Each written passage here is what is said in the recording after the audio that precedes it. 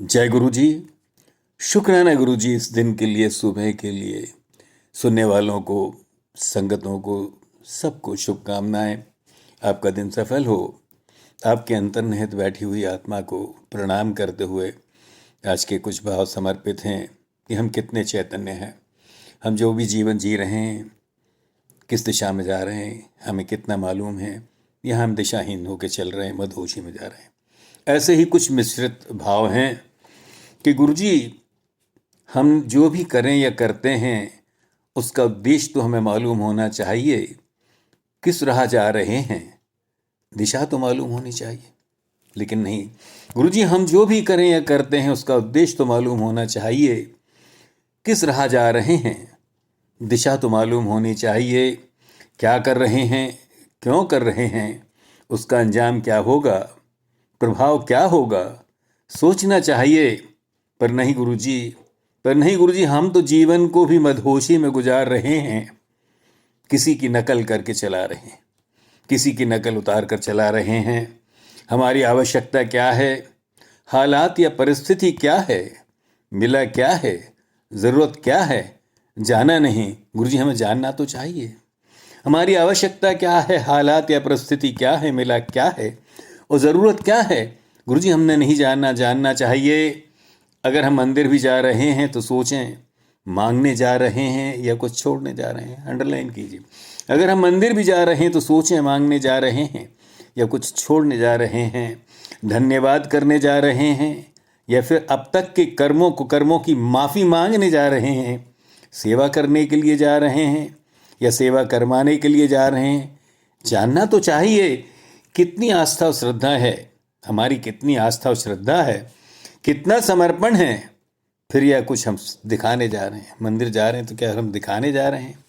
ऐसे ही कुछ प्रश्न खुद से कभी करने चाहिए। ऐसे ही कुछ प्रश्न खुद से कभी करने चाहिए।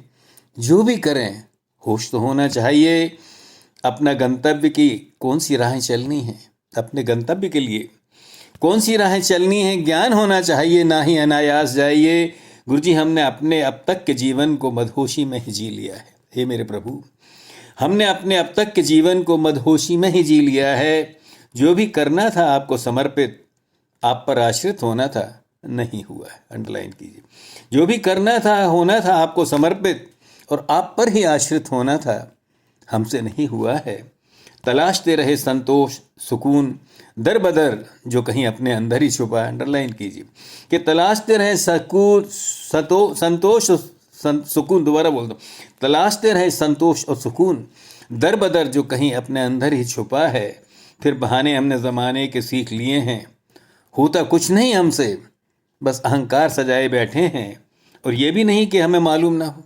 हाँ गुरुजी, ये भी नहीं कि हमें मालूम ना हो कि हम गलत या सही हैं, बस चेते नहीं हैं।